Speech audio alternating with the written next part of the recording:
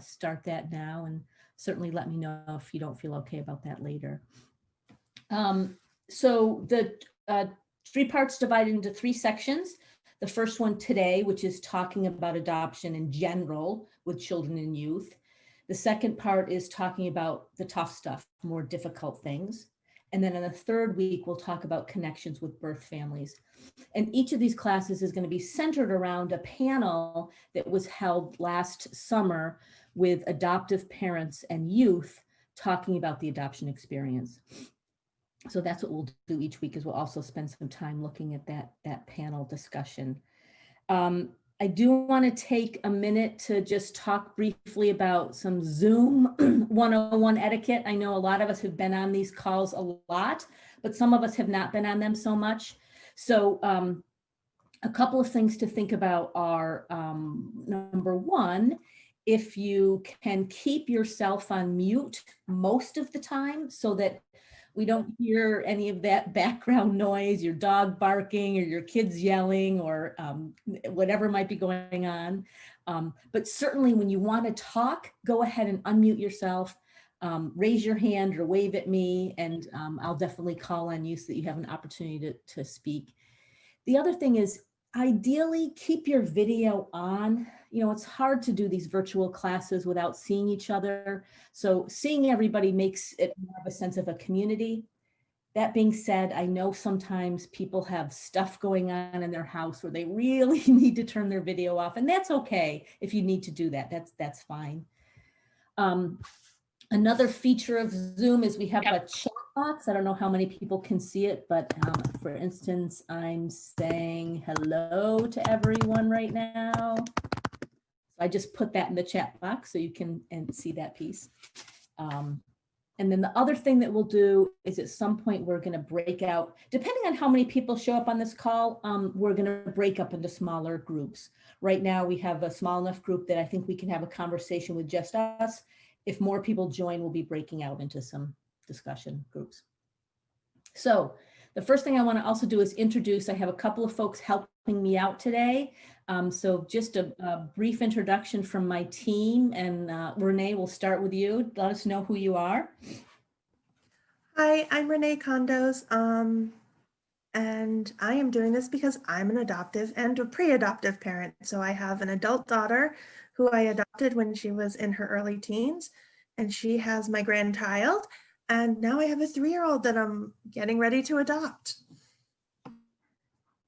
Thanks, Renee. Don, how about you? Yes, good morning, everybody. My name is Don Van Ostrian, and my wife and I are foster adopted parents. We have 2 girls now, ages, what are they, 7 and 8. And, you know, I support Amy and Catherine and Renee any way I can, and, you know, getting the training out. So good to see everybody. Thanks, Don. And Catherine. Good morning. To be here with all of you this morning. So my role here is a couple. One is that I'm the coordinator for the Consortium for Adoption and Guardianship, and the topic is one that's very important to the consortium to make sure that families get the with their children. Oops. Oh, did I go out? You went out at the very end. Okay. Well, quickly, I'm also the post-permanency manager for family services, and I am an adoptive parent. I'm also a guardian of a young woman too. Great, thank you. So I would, because we're going to be here for 3 weeks, I'd love to hear a little bit from everybody. Just go around your name, what town you're from, your connection to adoption, and why you decided to join us today. So just briefly, name, town, connection to adoption, and why you decided to join us today. And I'm going to start with Sarah. My name is Sarah Wilthwaite. I'm from St. Johnsbury, Vermont. I am an adoptive parent of 5 children. So my youngest child that we adopted, he came to us at 9 months. So I feel like he's going to be my one that I need to have a deeper discussion with, because he's not going to remember the adoption process like my other children did. So I feel like I need to have some clues about how to be able to communicate that with him, his story and how to do that. So Thank you. Glad you're here. thanks. Carrie. Hi, I'm Carrie Aldrich. I live in Bradford, Vermont. Oops. I think we are having a bad connection with Carrie. All right, I'm going to skip Carrie and we'll come back to her when she's back online with us. She'll probably start talking midstream, but Woody, how about you? Nice to see you. Oops, you're on mute, Woody. There I go. My name's Woody Martell. I have 2 boys that I've adopted. One of them I adopted at 8 years old, the other one at 10. They're now 25 and 26. So clearly it's been a while ago. I'm also, I don't know, I know it's not licensed, I'm not allowed to use that word, but I think certified is the right word through NFI as a foster home. I had a boy 4 years ago now, and he's like my son. He had a little girl a couple weeks ago, so I'm now a grandpa. And I take children in from NFI occasionally. I think I've had 3 others since him in the last 4 years.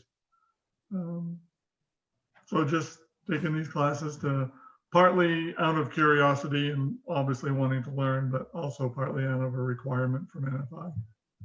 It requires the course. Glad you're here. Thanks. So Carrie, your internet went down and we lost most of what you said. So I'm going to make you try again. Say it again. Okay, I thought I froze.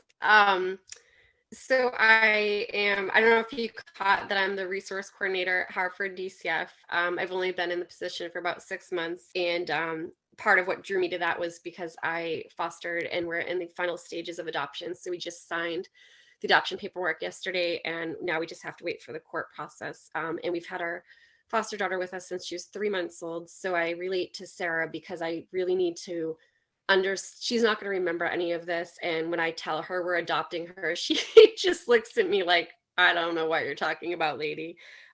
So I really need the language and get more experience as we're so new to this process. Great, thank you. We heard all of that. Pamela.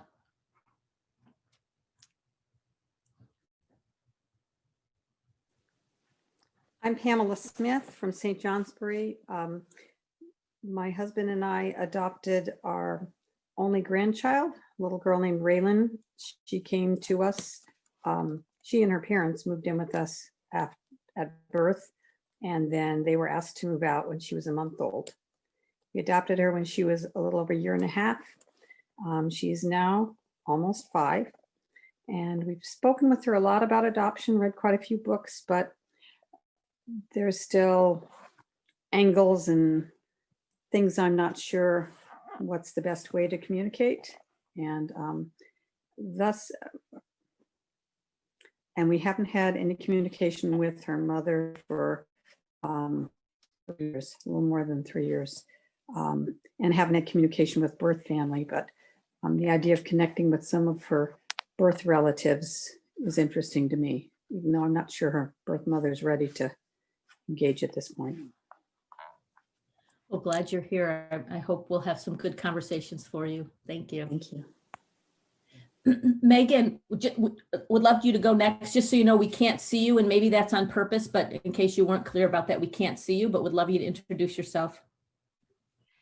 Hi, yes, Amy, and everyone, I apologize for having my camera off. I have a baby at home and we've been up since 4, and we just got up from a nap, and I'd rather not have everyone see what I look like right now. Totally understandable.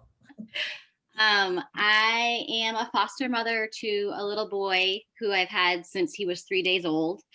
He is now almost 17 months. We are moving towards adoption and slowly. And he, like Carrie and Sarah shared, he of course doesn't know that he's in this whole cycle here, and he's had some pretty serious. His parents have had some pretty serious trauma, and that he has been exposed to, you know, in the womb. And I am very I'm anxious about not telling him he's adopted, but what it will be like for him when he finds out the history of his parents, and what that will mean for him. So any insight and experience from others is really helpful for me. Great. Well, hopefully we'll touch on all of those things. Thank you. Yes. And Deanna, we see a picture of you, but we don't see the real you. So also want to check in with you and have you introduce yourself.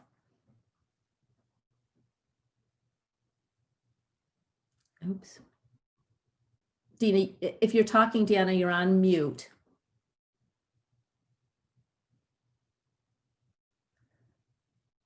So maybe she had to step aside, you know, I'm sure she has a house full of kids. So if anyone else notices Deanna coming back, we'll go to her and introduce her.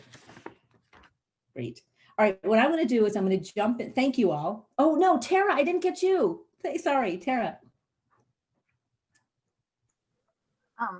I'm Tara Lynn, and I live in Sutton, Vermont, and my husband and I just applied for adoption. So we'd like to adopt siblings that are older, and we've just had our interviews, our private interviews, and our home study is going to be the day before Thanksgiving, in-house home study. What a Thanksgiving that'll be. I'm excited. I mean, there's not anything else going on really for Thanksgiving, so. That's true. Great. Welcome, Rachel. I see you're just joining us. I don't know if you can hear us, Rachel. All right, so we might catch up with Rachel on introductions in a little bit too. So I am going to bump us over to a PowerPoint with some information that I just want to talk about before we look at the panel. Whoa, hold on. That's not what I wanted you to see. Let's try again.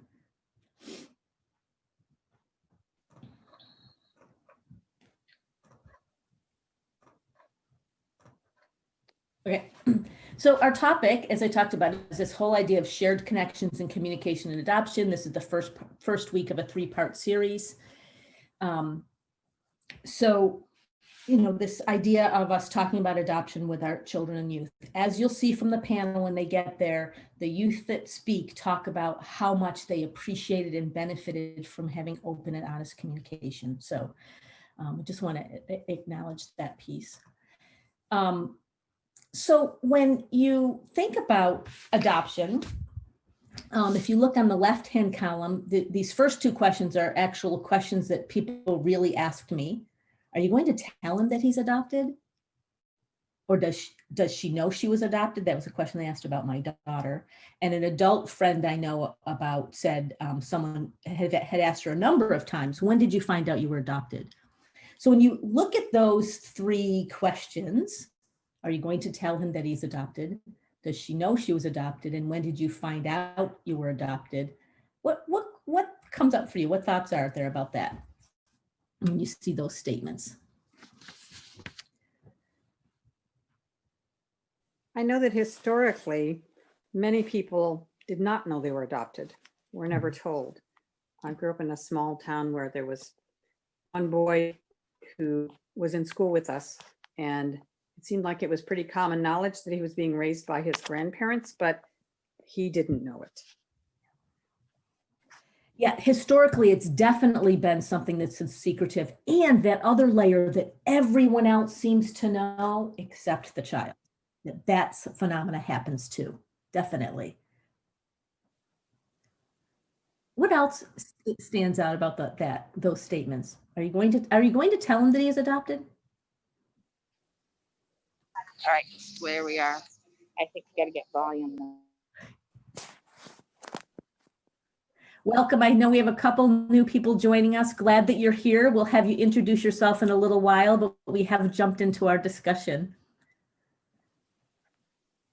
You know, when I think of those two statements, are you going to tell him that he's adopted? And does she know she was adopted? First, there's that language piece. Let me just bump back over here for a second. If you look at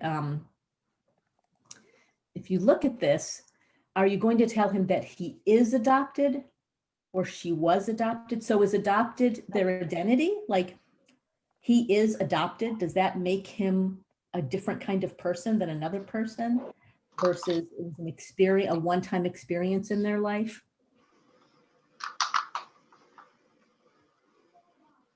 Versus this other notion. We're going to have an ongoing, lifelong, interactive conversation about adoption. So when you think about those two, what are your thoughts about those two different concepts?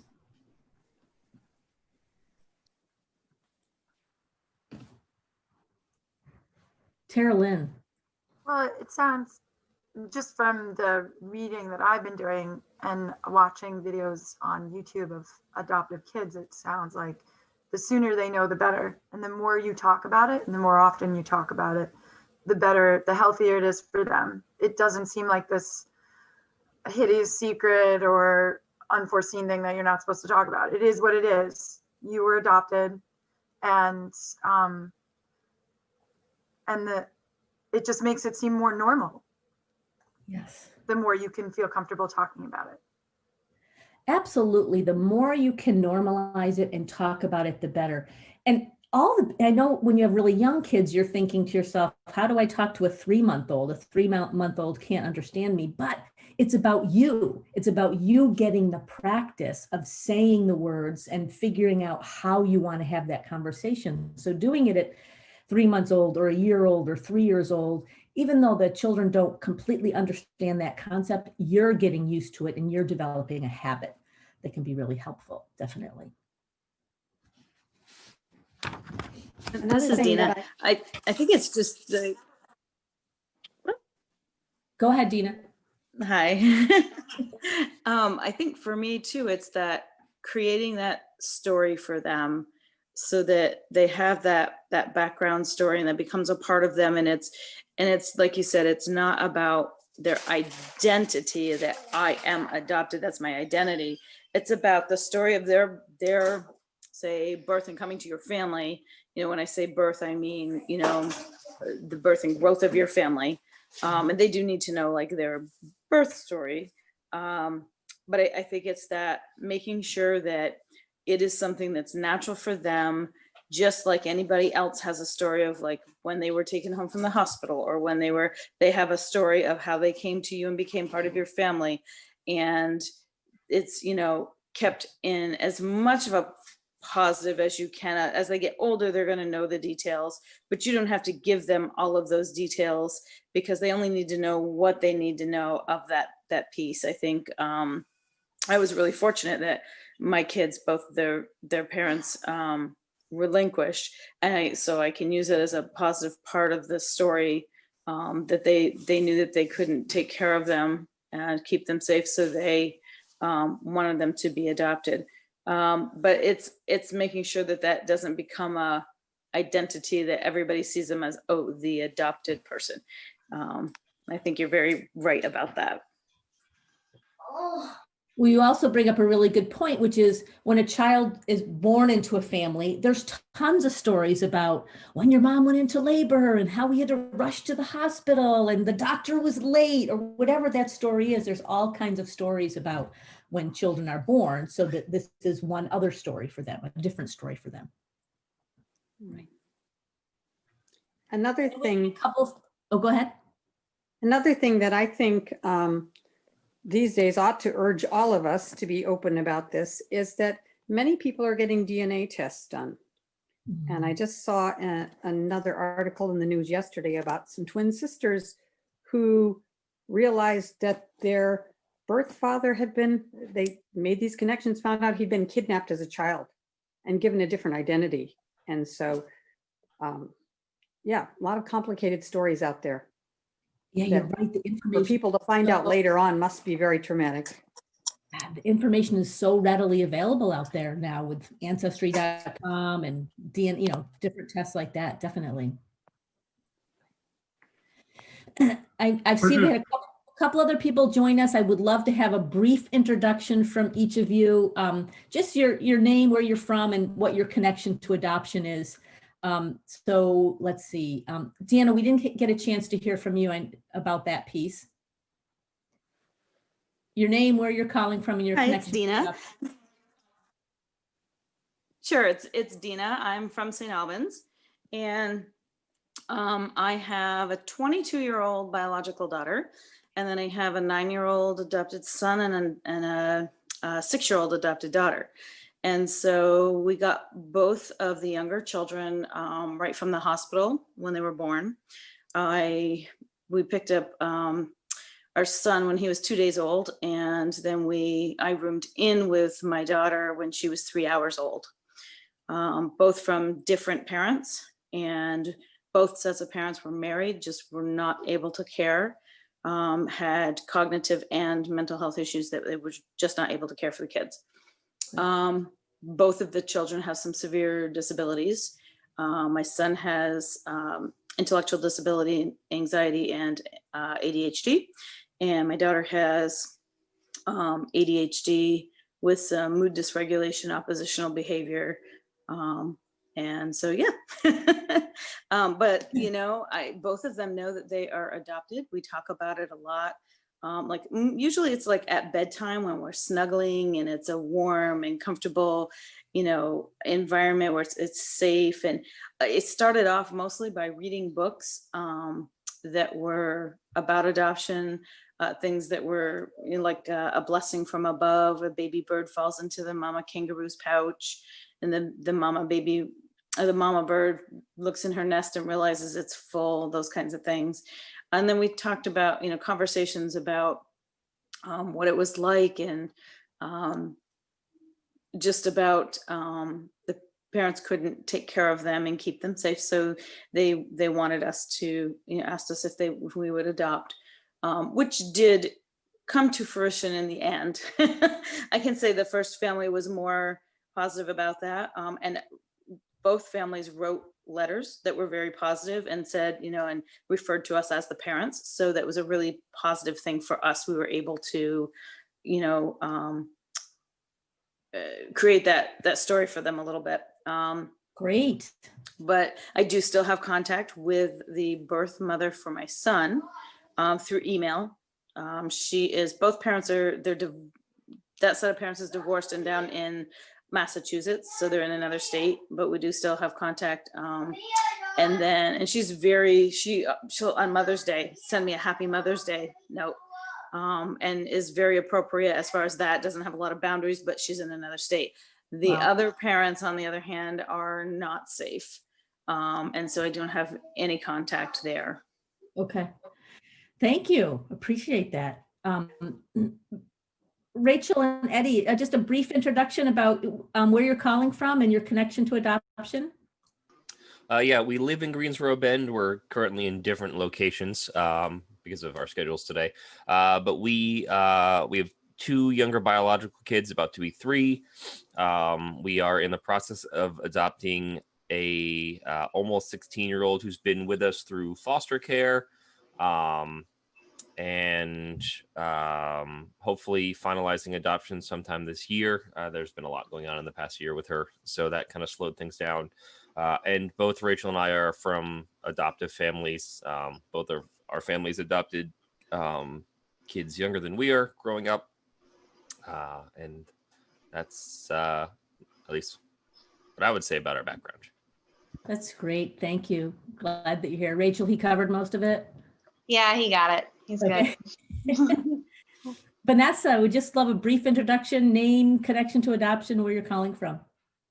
Hi, my name is Vanessa. I am a foster parent for 3 years now and currently have a 6-year-old with us that we are possibly going to have the opportunity to adopt. I don't think I have anything more to add yet. I'm just sort of here to get a feel for what's involved. That's perfect. Bonnie, how about you? We can't see you or hear you, Bonnie. Sorry, I'm multitasking, so to speak, for a second. My husband and I are kind of tag teaming. I'm Bonnie Blaisdell. My husband Shane Blaisdell. We're foster parents. Hope at some point we'll be able to adopt some, a little one, and going from there. Great, glad you're here. Thank you. And Thanks. Megan, did we get you? You did, okay. All right, thank you. Glad you're all here. I'm going to jump back to the slideshow for a minute. So what shall we talk about? What are the different things that are important to talk about for adoption? So I'm just going to go through a list of things as you think about this as we move forward with the panel. So what's the story about how they came to be? You know, what was the conception pregnancy story? We don't always know that, but to talk about that piece is an important piece. What happened on the day they were born? You know, what was that story? That's an important piece that our kids are going to want to know at some point. What was their placement history? You know, some children go right from their biological parents to their adoptive parents, and there's only one transition. For many of our kids, there are 1, 2, 3, 4 multiple placements. And even if those placements were for a couple of days, they're an important part of the child's story. And if you can get any piece of information about that, if there's a photo from those foster parents that they stayed with for a month, that can be really valuable for them as they pull their story together and they get older. What happened on the day of their adoption, right? So, and there's kind of two parts to that. One is the day they came to you, you know, that's one day. And then the other day is the actual legal adoption. So there can be stories connected to each of those pieces that typically are 2 different days. Who are their biological parents, their siblings, and other family members? You know, someone mentioned some of the DNA testing. There's also some great things that you can do with Ancestry.com and places like that to find out more about your children's biological history. We created that for both of our kids. So we have several of Ancestry.com accounts of all the different families and different connections, and that can be a helpful piece for our kids. Why did they have to leave their biological parents? That's a part of their story. And as we'll talk over the next 3 weeks, you know, you tell that story in different ways at different ages. So certainly you might say that at one way when they're 3, 5, 8. You're going to have a different conversation when they're 10, 11, 12, older than that. And that adoption's forever. You know, understanding that concept is a really important piece. A couple other things that you want to think about when you talk about your kids. If they were in the foster care system, it might be really helpful for them to understand what is this thing called foster care? Why does it exist? So an understanding of that. Understanding, again, what are some of the legal aspects of adoption? You know, adoption's forever. And why is adoption different than joining a family through birth? So understanding that piece. Again, this is for when they're a little bit older. It can be really helpful for our kids to hear about other children and their experience of adoption. So reading books about adoption or talking about, you know, some kids feel only joyful about adoption. Some kids feel confused or sad or angry about adoption, so that our kids can understand that there's a whole range of emotions. How loss and grief impact people. You know, one of the hard parts about adoption is every single adoption is founded in loss. And so that piece is going to be true for our children, even our children who are placed with us on the day they were born. So over time, having conversations with our kids about loss and grief. Many, many, many adoptions involve some kind of trauma. So having our children have kind of an understanding of what trauma is and how it impacts people. And again, you do this in a developmentally appropriate way, but to have that information. That whatever feelings they have are okay, you know, and kids of adoption can have a range of feelings. So making sure that that's okay for them to share all those feelings, and that it's okay to love more than one parent or family member. So I'm going to pause. I'm entirely sure I missed some things on those lists. Are there other things, or did anything on that list surprise you or interest you when you looked at it?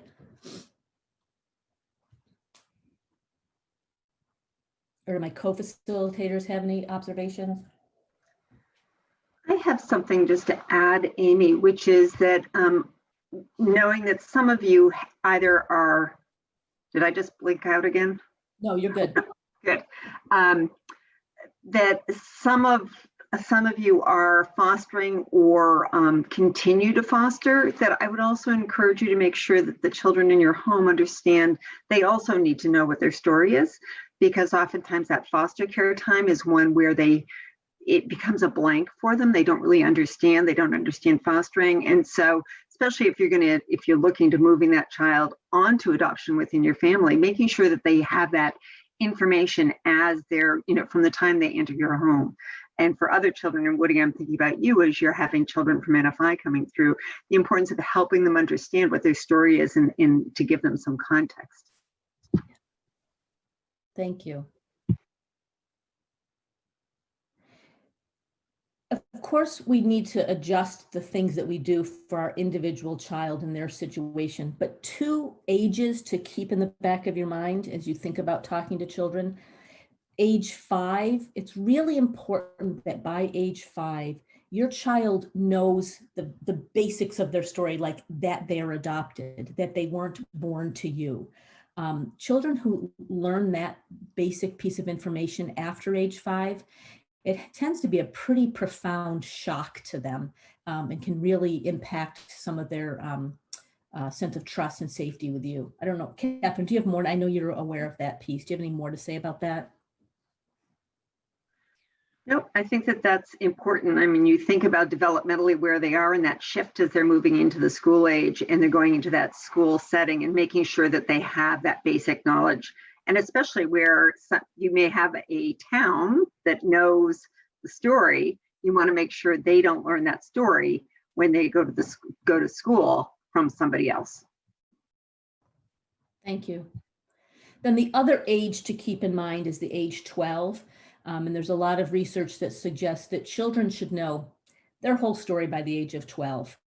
I think there's this kind of misnomer that, oh, well, I'll wait till they're a teenager, or I'll wait till they're 18 to share some of the really hard stuff.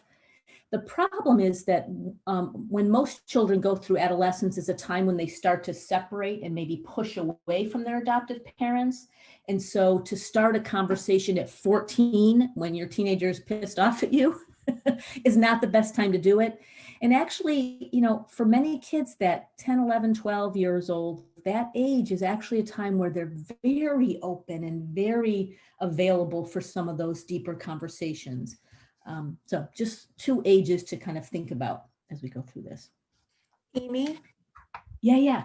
So just really quick, like I've already started talking about the hard stuff with my 3-year-old, and I did it using context that was age appropriate. So we watched 1960s Batman, where I don't remember if it was like the Joker or the Riddler went to jail and dad's in jail. And so, when he asks where's his dad, I just say, kind of like the Joker and the Riddler, he made some really bad choices. So he's in jail right now and has to deal with his consequence of being in jail and learning how to make good choices.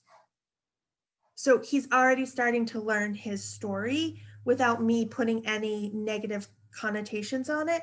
It just says it is his story.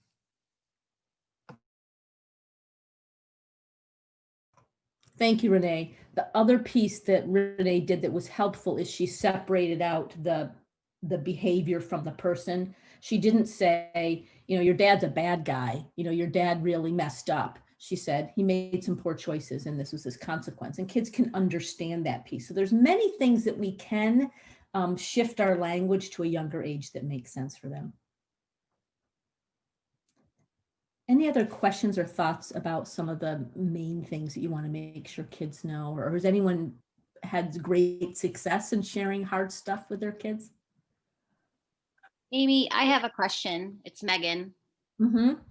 I'm just curious if you have any experience, if you're thinking of the the second age to watch out for, you said, is about 12. And if there is any experience you have with kids using the internet to look up their parents. You know, I'm planning on being very honest with my son if I do go through adoption, but his parents are very searchable, and there's very disturbing things on the internet about them. And kids are, you know, using the internet pretty young ages. Not that I would, you know, let him just go wild on the internet, but, you know, I think there's like a tension between when I tell him what his parents have done and, you know, if he's going to find out before by Googling them. You bring up an excellent point, and all the more reason we have to do two things. One, have those open conversations earlier rather than later. And, you know, we can put all kinds of limits on the internet, and obviously that's a smart thing to do with our kids. And our kids can find ways around whatever rules or guidelines we put into place. So if you've developed the kind of relationship where your child feels like they can talk to you because you've talked about these hard things, maybe you do some joining with them. Okay, we can look up some of this stuff together. Like, that's the guideline in our family. If you want to look up stuff, we can do it, but we're going to do it together. There still might be times that they sneak around, but the more you can do that, the better. Other thoughts from people who've had that experience or how you've dealt with it? Tara Lynn? I'm just wondering if it helps to, like, you would want to be part of that process, I would think, with them before they found out on their own, like you're saying.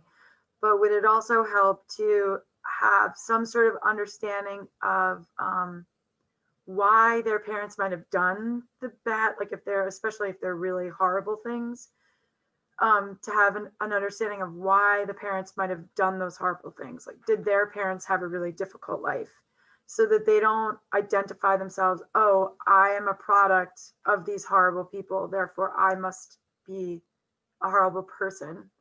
Where if they knew, oh, my mommy was abused as a child and then she went on to, she murdered somebody. It's like a different context to kind of take that information in as a child or even as an adult. Yeah, as much as you can put things into context so that kids can understand it, absolutely, that can be really helpful. Rachel, I see your hand up. Amy, I would just add just that one of those pieces that you said around joining is that it allows you to help your child have context, so that hopefully they don't go down that path of they're bad, therefore I'm bad, but rather you're there to sort of help them understand what Tara was saying, that people do things for lots of different reasons, and what their parents did doesn't define who they are. Right. Thank you. Rachel.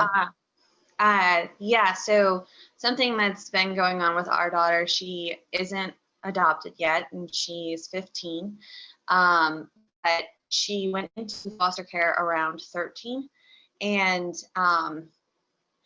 she constantly wants to look up, like, what is going on with my biological father, what is going on with my biological mother. And just recently, and she has some other court cases against other family members that are out there as well. So she's constantly trying to look up that information. And I think the thing that works really well, especially at that age, is to say, I want to do this with you. Instead of saying, you're not allowed to do this, because they're going to do it. But being able to say, I want to do this with you. I don't want you to be alone when you find out that your dad got arrested again. I don't want you to be alone when you find out that your dad beat up another woman or whatever. I want to be here for you and with you, and then allow the kids to, like, figure out how they feel about it before you tell them how to feel. Thank you. That's really helpful. Dina, I see your hand raised also.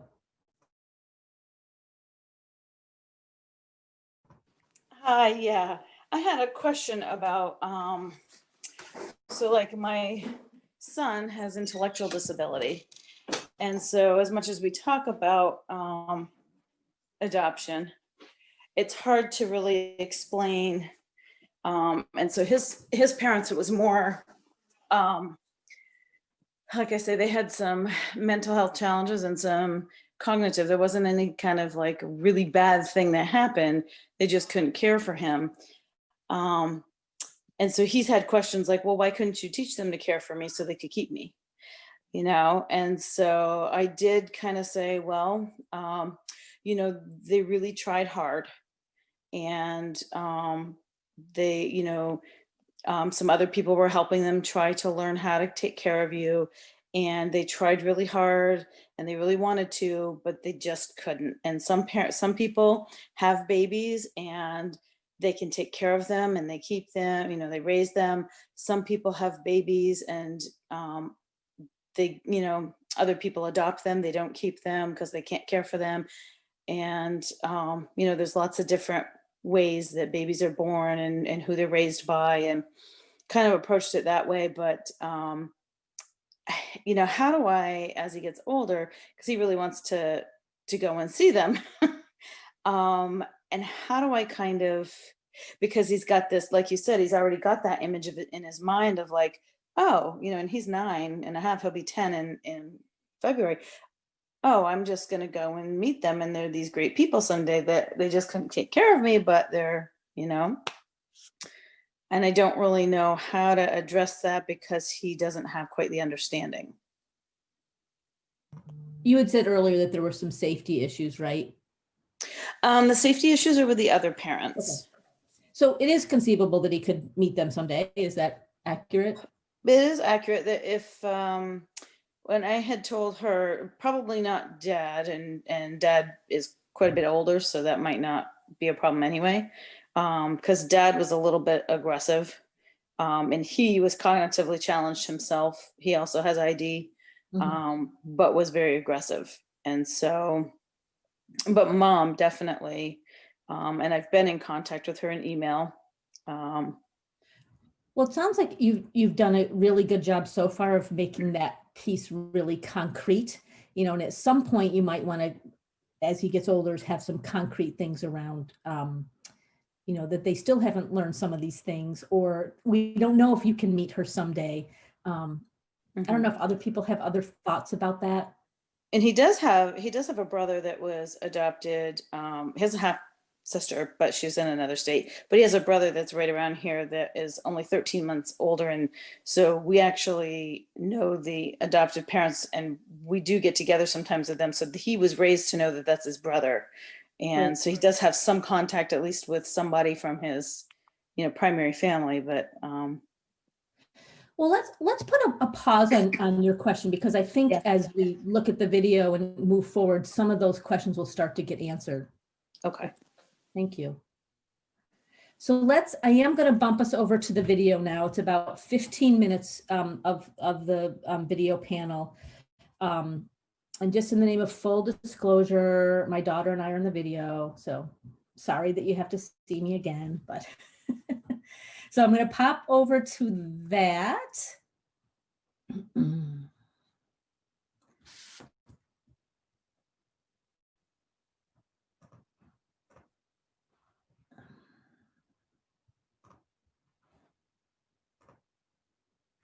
So Renee, I can see your face. So can you see the video? And just continue with thumbs up if you can hear it. So I'll just play the first 15 minutes of the video and then we'll pause and we'll come back together.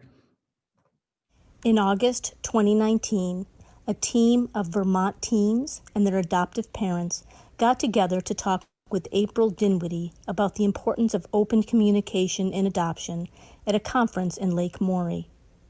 April is a transracially adopted person and nationally recognized thought leader on adoption and foster care. She is committed to improving the lives of everyone in the extended family of adoption through research, education, and advocacy. This video is divided into 3 sections. 1, talking about adoption with children and youth. 2, the tough stuff, talking about more difficult things. And 3, connections with birth families. Each section is about 15 minutes long.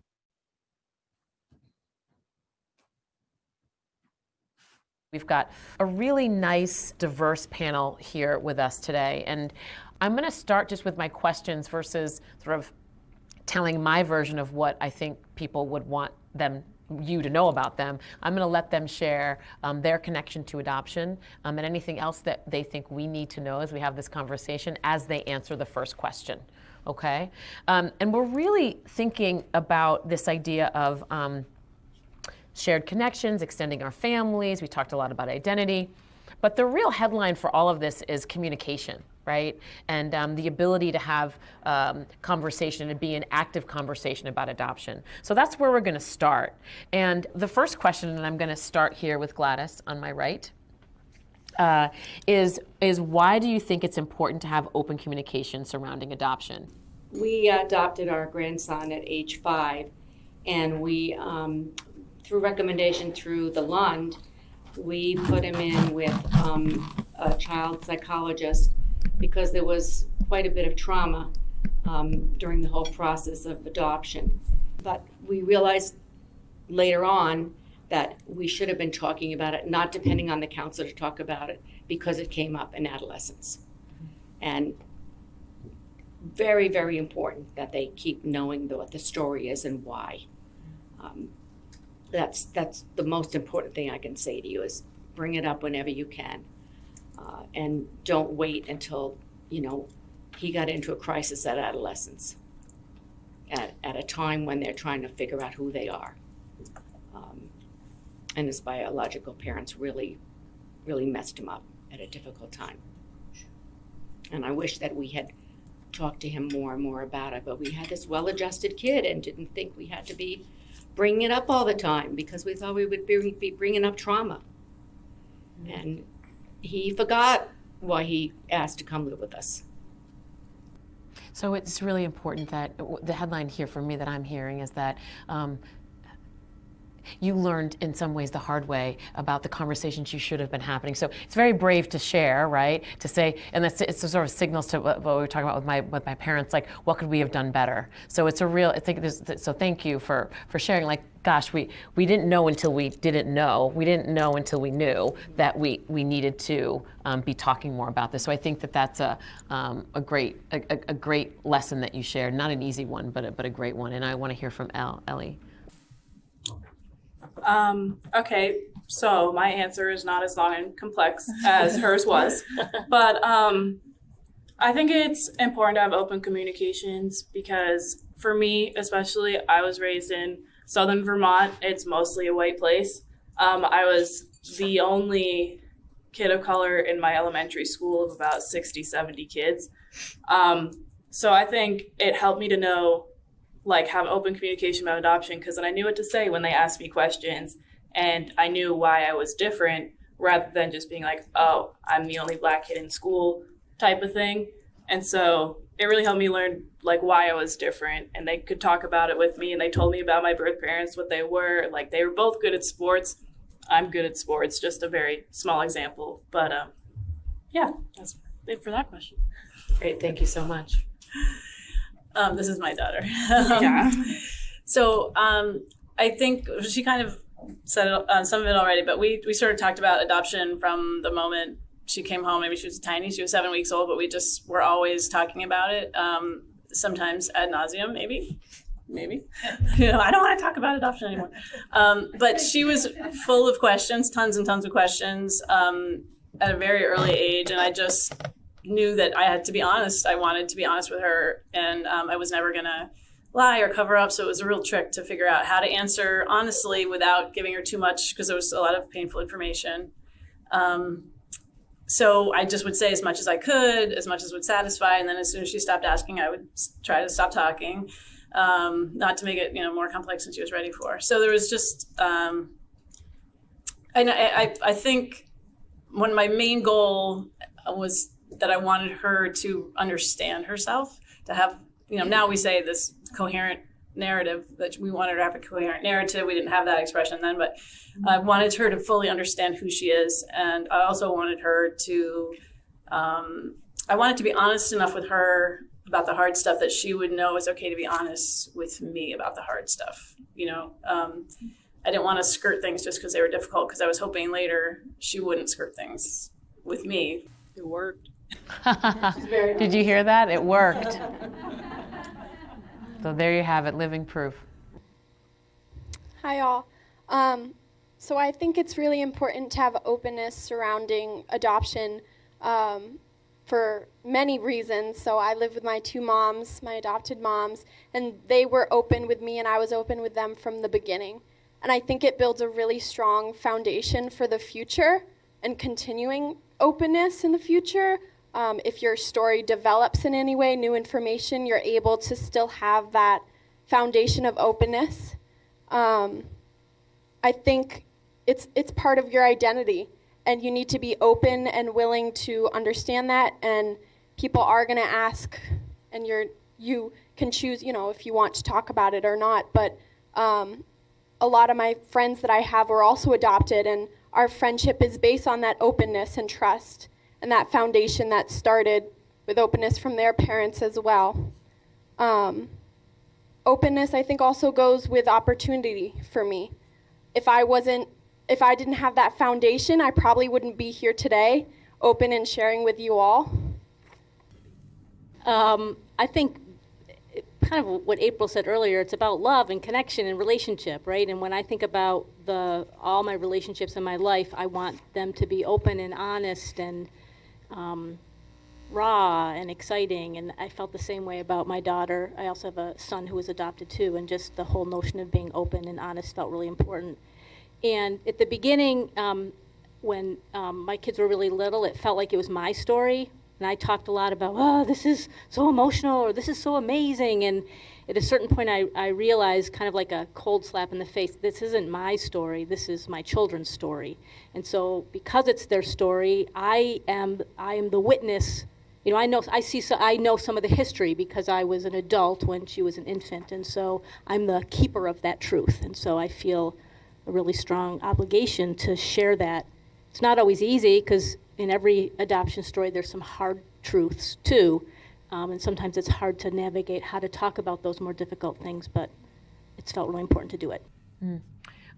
Amy and Stephanie, I'm going to ask you both to take it a little bit further, because we heard from Gladys, and it felt like to me, and tell me if I'm right or wrong, that there wasn't you weren't encouraged maybe to talk about things as much as you should have been, right? Like you were kind of like on your own. Is that safe to say?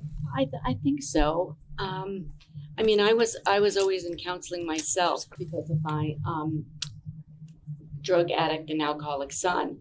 So that continued, and I would run things by him around George. But you're right. I don't think I knew that no matter how well he was doing, that it was still important to be talking about his story. Mm-hmm. And I also, I have to take responsibility. There was so much trauma that went on for me during the 3 years of the process of obtaining him that I just want to let it go, really. And I have to really admit that it was just, once we were able to adopt him, I just felt like, we might be able to really turn this child around and hopefully help him to be successful. And we didn't have any other signs that it wasn't working, what I was doing, until it really hit the fan. Right.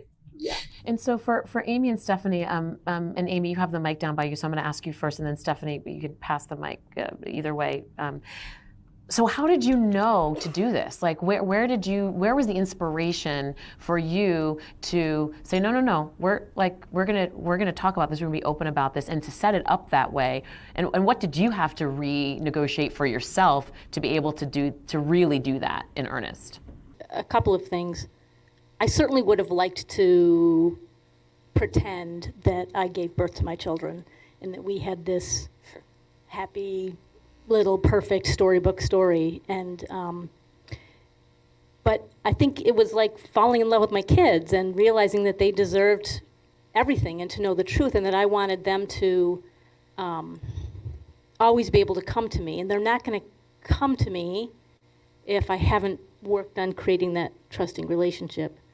I think one of the things that was also unique to our family is we're a two-mom family, and so we already were out in the world as a very different family and had a lot of experience of having to navigate that too, with people making assumptions about our family and having to constantly explain things. So I think I was able to transfer some of that lived experience to this experience. It's not the same, but there were some similarities, I think, that helped with that.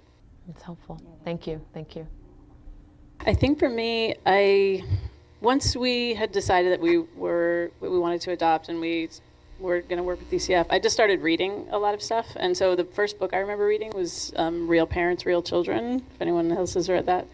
And then I found Adopted Families Magazine, and I just would, pour through every issue. And so I think I was starting to get, a lot of information coming in from those kinds of sources. And then I started connecting with other adoptive families, and it went on from there. And then the other thing I need to say is that Ellie was a challenging enough child that I really had to reach out for support. She did. And she came home at 7 weeks. She was a tiny baby, but she's definitely been her own person from the get-go, and very different kind of person than me. So I just needed support and reached out and found a support group at some point. So all those areas started feeding me, giving me a whole different understanding of how I needed to be talking about this and approaching it. So Ellie, I'm going to talk to you now and ask you a question, and then I'm going to ask you a question, Libby. And the question I have is, do you just give me an example of what an adoption conversation would look like between you, and it doesn't have to be your mom, but any family member within your family. Like, how did that go? Well, okay, this kind of answers the second question as well, but so every year on my adoption day, and my brother, I have a 12-year-old brother, he was also adopted. But on each of our adoption days, we will come downstairs, there will be a sign saying Happy Adoption Day, written each year. Then they will play this song called Happy Adoption Day. Oh, there's a song. I didn't know there was a song.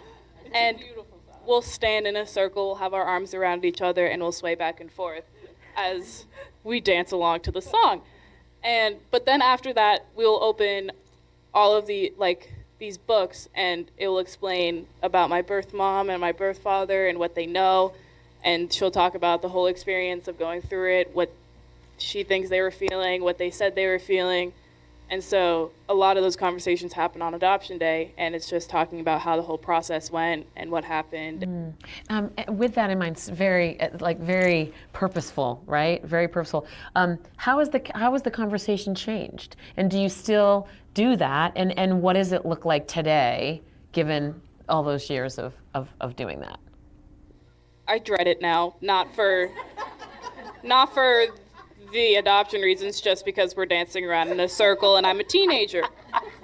But now for me, it's mostly looking back on baby pictures. But I do know a lot more about my story, and we'll get into this later, but after getting into communication with my birth parents, the story kind of starts to make a little bit more sense, kind of. So I'm starting to understand it more and more each year as we go through all the books and explain it, everything like that. I don't really have any. No, that's great. No, I appreciate that so much, because it's a lifelong conversation, right? And how about for you, Libby? Give me an example of what the conversation is like from your perspective. So when I was younger, as I said, we had a foundation of openness. It wasn't necessarily conversations right in the beginning, because for your 1, 2, 3-year-old, they don't necessarily have the tools to communicate as effectively. So it was books. And it wasn't just any books. It was them digging really deep in society, in media, in literature for the resources that reflected our two-mom, non-blood related, adopted family. And reading those books and normalizing that. And then we were also surrounded early in neighborhoods that had LGBTQ and adopted families. So it was listening and sitting in on their conversations and then bringing it back to our dinner table and comparing that. And how it's changed is, I think now it's when we sit down and have these conversations, it's more that I'm the leader now and she's more of a support. it's kind of switched. So now I can do my own research if I need to. I can come up with the questions, and she's there for support, not as much as a leader as she used to be. That's called hashtag success. That's when you say, job well done, right? When you literally pass the torch onto this leading the conversation.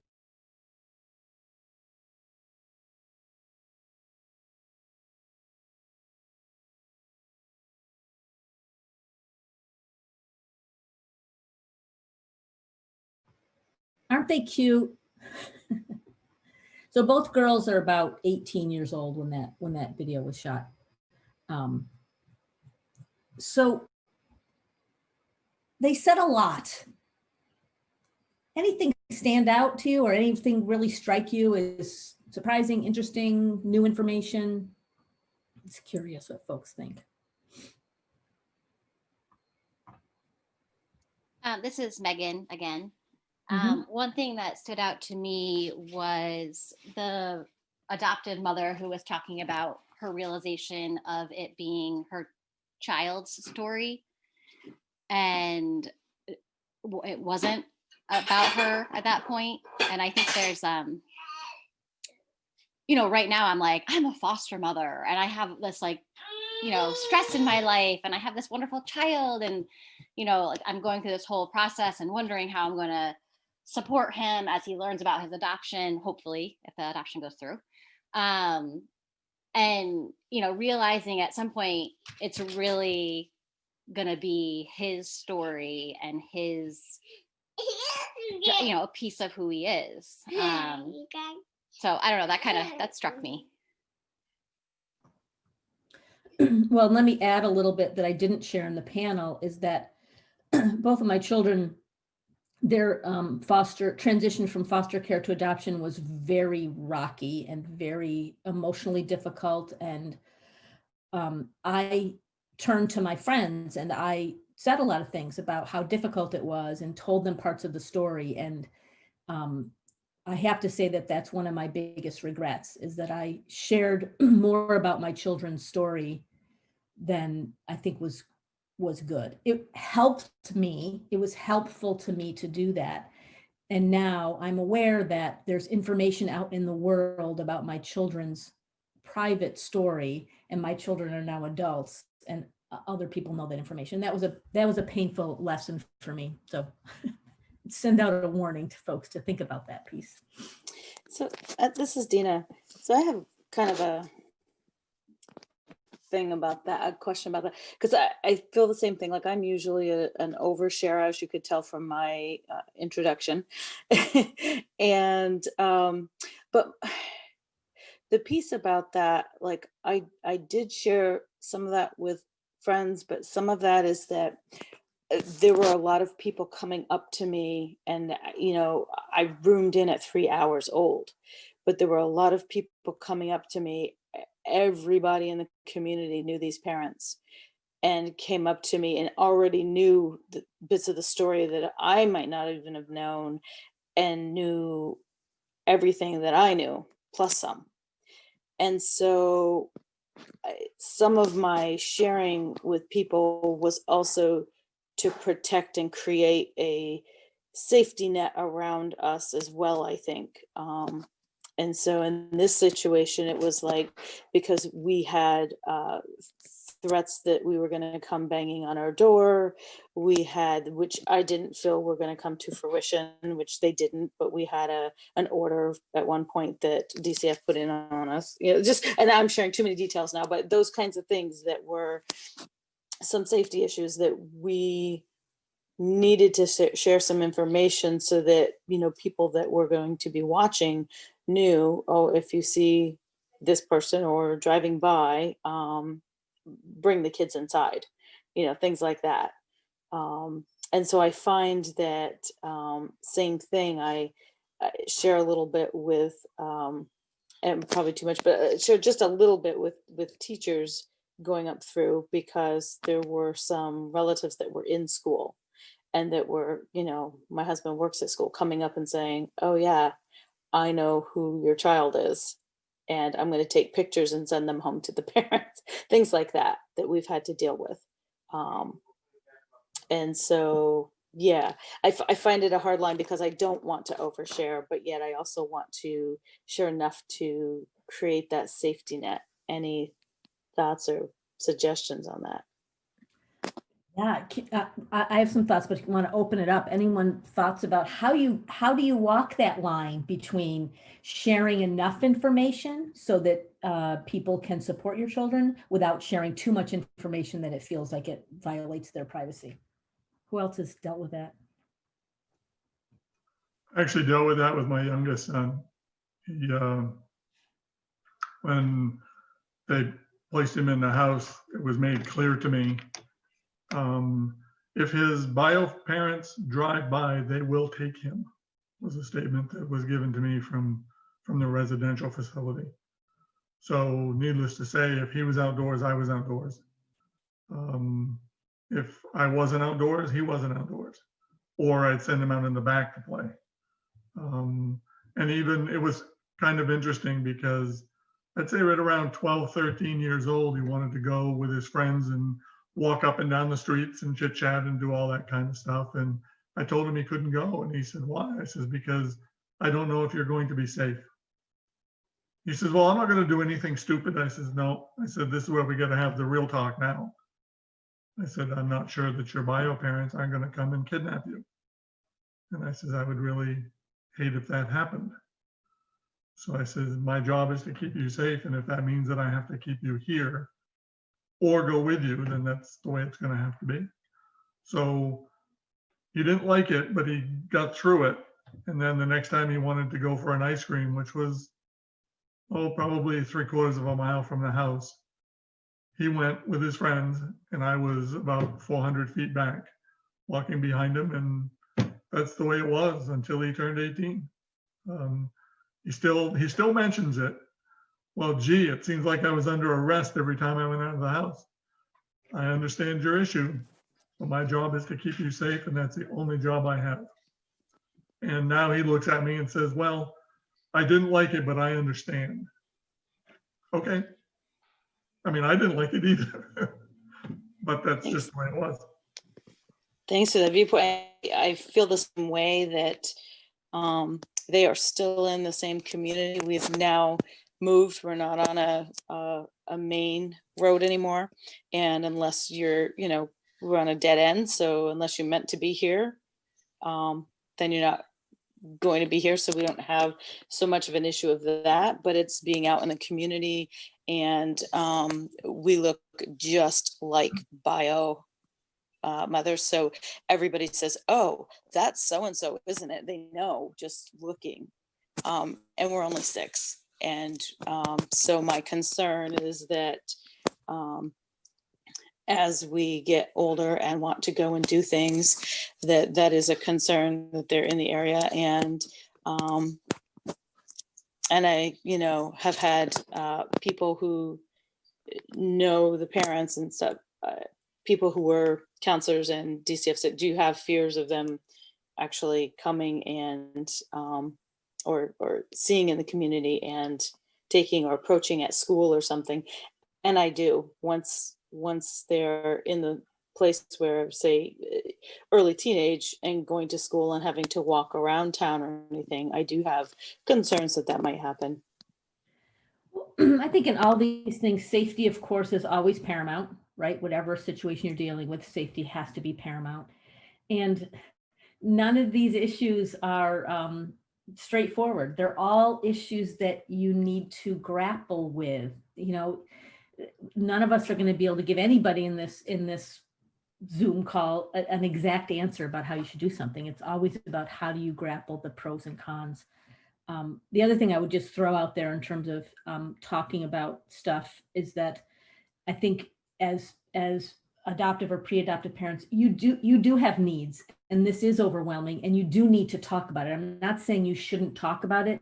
I think you need to be thoughtful about who and when you talk about things, how much you talk about, and remember, therapy is confidential. So I think, going to see your own therapist, I've been a therapist for years, had clients come to me, and I've been a client in therapy multiple times in my life, because that is what helped me get through some of those times where I didn't know how to respond to my kids, or I was dealing with my own grief or anger or whatever.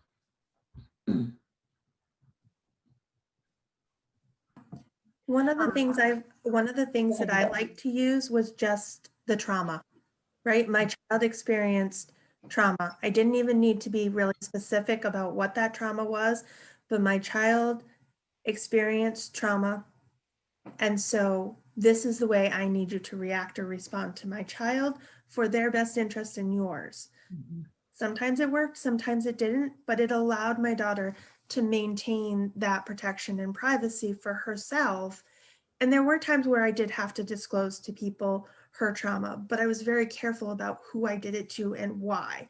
Like, her nurses were aware that she had, and I'm going to disclose it now, but she had been sexually abused. So her nurses had to be aware, so that if she started her monthly cycle and she freaked out, that there were people to support her in the school and to understand why. But I always was just I kept it as general as I possibly could, but with enough information so people could help her.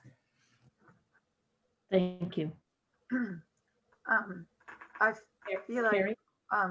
Oops, hold on a sorry. second. I'm going to have Carrie talk, and then we can jump back to the next person. Go ahead, Carrie. I was just gonna share that is similar to like Renee. Like, I feel like I wish, and you, Amy, like I wish somebody had kind of given me that heads up that random people were gonna come up to me and ask me all kinds of questions, and I didn't have a general statement ready. So sometimes I probably did share too much, and that is a huge regret for me.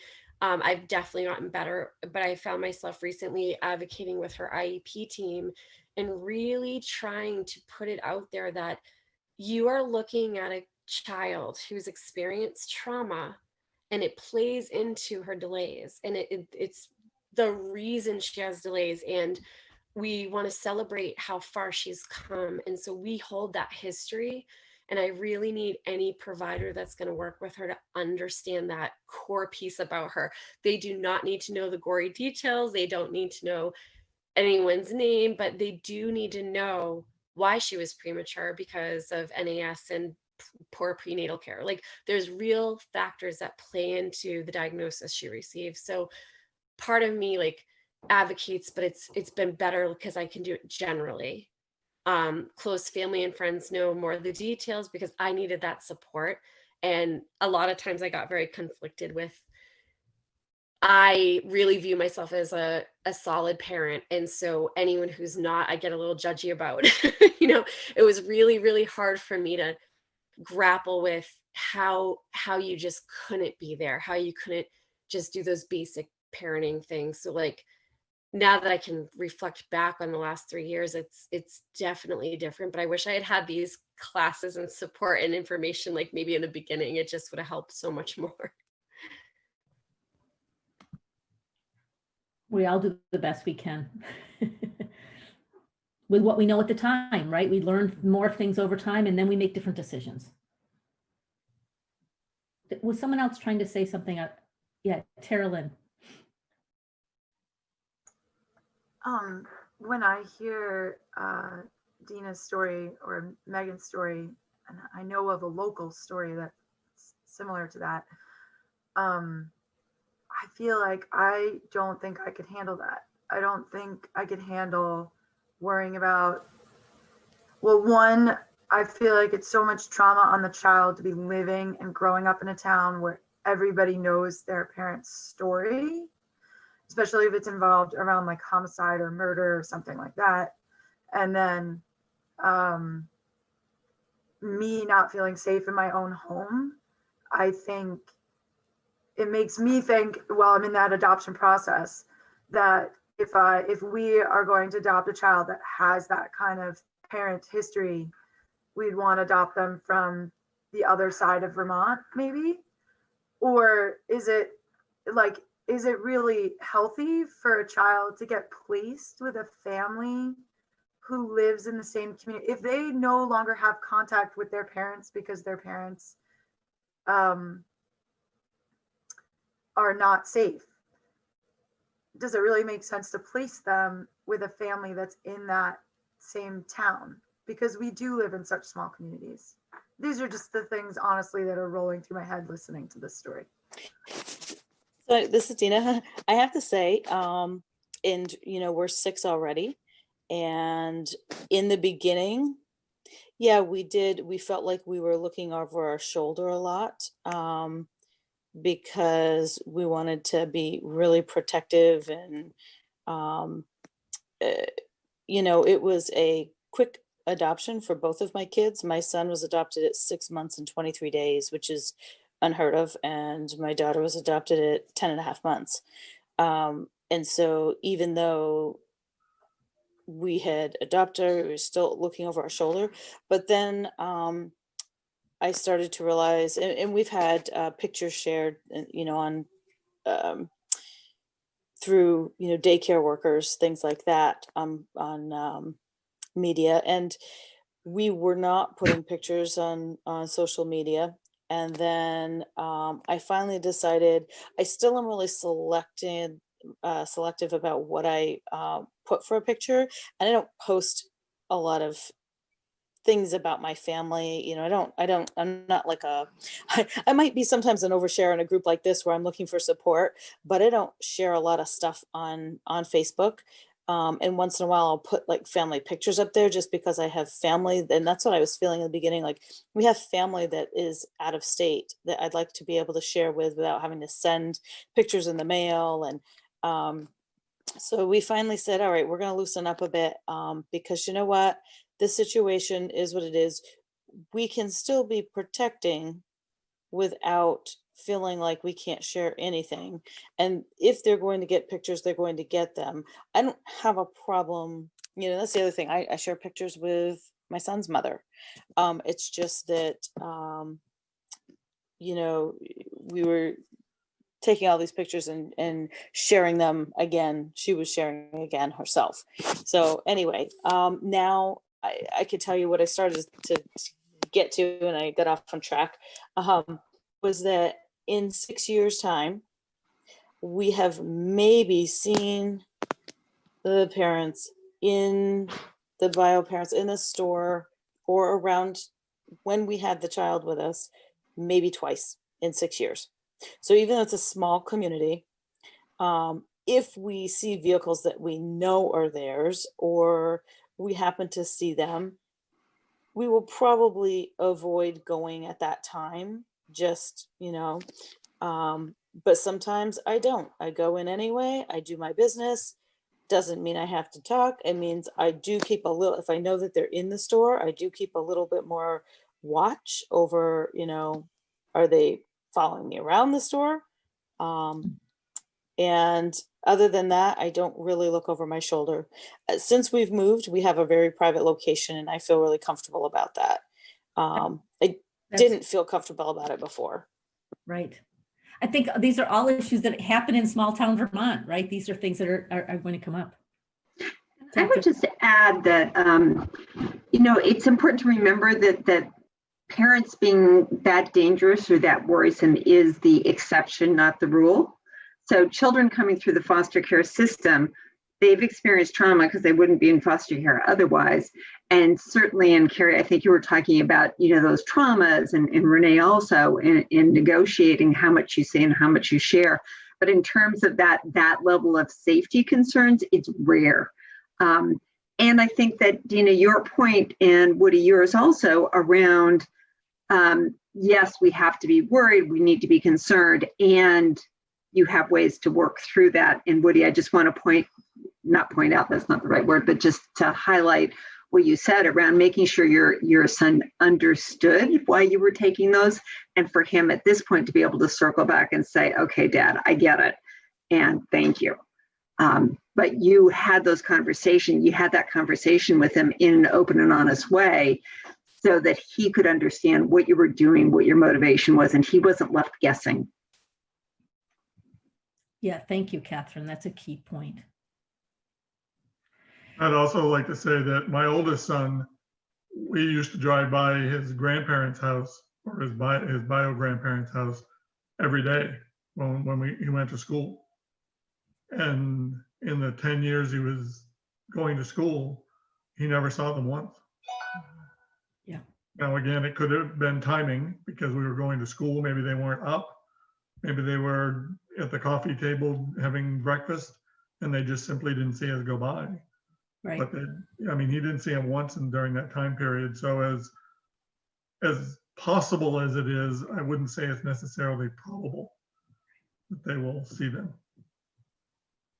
Thanks, Woody.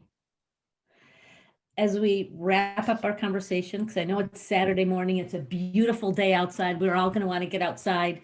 I just want to pause and have each person do a brief checkout. You know, if you want to share one thing you learned today, or kind of what your hope is going forward for your family based on the conversation. What's your vision or hope going forward after today?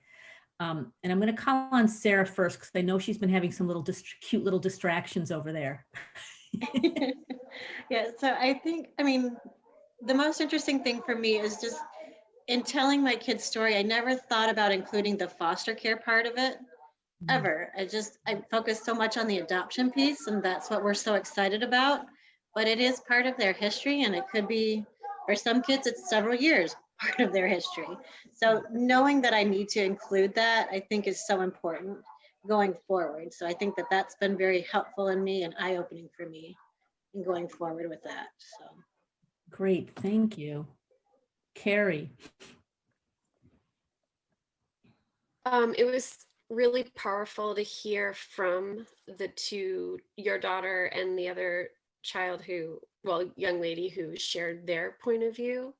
I think that's always super powerful because we might all know how we feel about our adoptive kids, but we just don't know their experiences and how that was for them. So I thought that was something I'll just carry with me. And I've had this like baby book / life book ready to go with beautiful papers in it and everything, with scrapbooking things, and haven't started putting pictures in, and to kind of get that outline of, it's important to talk about the day she was conceived, like the day she was born, you know, or like maybe some prenatal that we knew about, or just really including that along with everything else, because we didn't meet her till she was 3.5 months old. So it's funny to think about, but there's a gap there. There's a gap of things we don't have, and we have connections with biological family that can actually give us some pictures from the hospital, which is priceless, because that is all about her and what's going to be important for her to see when she's older.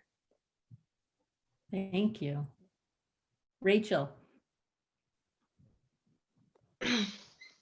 I think just understanding like why this is such a big deal for her, and how long the process is taking, because she has been in foster care for almost 3 years now, has always been with us, but just being able to help her understand, you know, the how long the process is and why we're taking so many precautions before we officially adopt her, just to make sure that she's in the place where she can feel loved and she can feel accepted into our family, because her story is so different from our 3 biological children who are under 5. So Thank you. Eddie.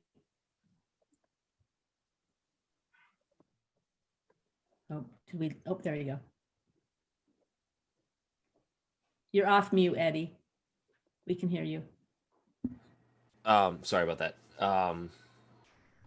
Yeah, I think that just continuing to process, and this is something I've thought about actually a lot since I think the last class that we took with you, was that balance of their story versus our story, and finding, because there's so many ways as we need to continually remind ourselves that it is their story, but that story also kind of crash lands into the middle of our story as well, and figuring out the healthiest ways to approach that and understand that. And you know, because, you know, especially for us that we've had our kid for, 2.5 years now that we really can't tell our story without telling some of hers, and just finding good ways to do that. Right. Thank you. Dina. Yeah, I think number one, if anybody who does scrapbooking wants to make a life book for me, that's awesome. No, I've had all these pictures. I'm really thankful and blessed to have pictures right through, because they were babies. And so we have, the baby pictures, and we also have some pregnancy pictures, which is great. But I think the one thing I take away from today is the talking to them about the harder things early, because I always have talked about adoption and their story, but I've always kind of grappled with that. At what point do you talk about the more difficult things? And to hear that age, like, 10 to 12 seems so young to me, but yeah, it makes sense that that's when they are really starting to form their identities, and they're going to start to grapple with that issue of who am I, and wanting to, maybe it's right before they get into those hard years with you where they're fighting with you, and it's always, oh, somebody else looks great, the grass looks greener on the other side. I mean, I remember coming from a divorced family, you think, oh, I'm living with my mom, hey, maybe I'll go live with my dad because that looks greener over there. So I think that age of 10 to 12, that does make sense. So I'm going to look at ways to think about how to have those discussions. Great, thank you. Pamela. A couple things. First, a question for you. The video that we watched, is that available for us? Oh, we can see, I can hear you. Okay. You're good. Is that available for us to watch online? Also, the panel discussion? It isn't Okay. right now. We're looking at that possibility. I'll let you know if that changes. Okay. A couple things I'm coming away with. One is that our daughter's getting close to age 5. So it was good for me to hear about how, that's an important age to really have some solid information. And we have, as I shared earlier, talked a lot with Raylan about her birth parents and coming home from the hospital, and that she's adopted. And books have been very helpful for us. I remember somebody else mentioned books, and I'll put in a plug for anybody who doesn't know. The consortium has a wonderful library of books for reading to kids and for parents to read. I also regularly put in requests to my local library to buy some of those books for families in our community. And then the other is realizing that we're a kinship adoptive family. And so our son is the bio dad. And I have always been referred to him as Daddy Josh. And, I don't know that there's anything terribly wrong with that, but I'm realizing now that when I do that, when we're around other people, then that tells other people her story. Good point. So, yeah. So and we have an older daughter who spends a lot of time with Raylan, and I've noticed that she tends to just refer to him as Josh. And so sometimes Raylan calls him Daddy Josh, and sometimes she just calls him Josh. So that's a change I'll be making in my daily conversations. Great. Thank you. I know we're close on time, but I really want to hear from Megan and Vanessa. So Megan, go ahead. Hi, I'm just really appreciative of hearing everyone's concerns and a little bit of their stories. I'm fostering on my own, so I'm always really hungry to talk to other people who are going through the foster experience. And I appreciate everyone's honesty. It's really hard. It's hard to be a parent, and it's hard to have continuing compassion for the bio parents when sometimes you really don't understand. And making every choice for the benefit of your child's best interest. And it's hard, and I just really appreciate hearing from other people. Thank you. Actually, I see you too, Terilyn. I'll get to you also, but Vanessa. Oh, sorry, I'm distracted because I'm at work this morning, but I am getting some really good information here. I didn't explain before, but I do also have a bio daughter. She's 5. I'm a single mom. My foster daughter is 6. And she does have a developmental delay. So it's going to be a bit of a process to help her understand what's going on. But again, this all comes back to the biggest thing that sits with me is to not share my kid's private story. As everybody's been saying, it didn't even register in my mind. So I'm really glad that I'm doing this before we're even starting any of this process, so that I can change that behavior early on and hopefully take back some of her privacy for her.